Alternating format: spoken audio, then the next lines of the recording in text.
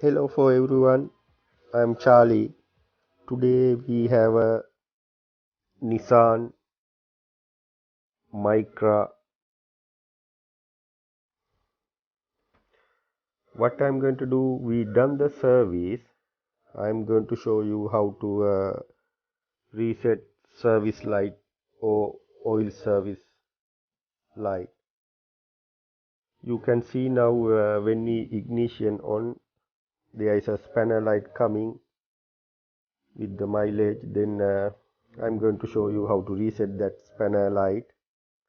First you have to do press right hand side this button, press and hold, and after that same time need to ignition on. I'll show you now how to do it. Press and hold this button, the right hand side button, and the same time I'm going to ignition on now. Keep holding. Now it's going to blink the spanner light, release and press it again. Once it's press it again, it's coming to the 12,500. Now release the button,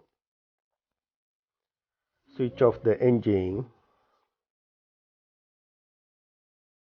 then again switch on. See, it's now coming 12,500. That's the way we had to reset the oil service light on this car.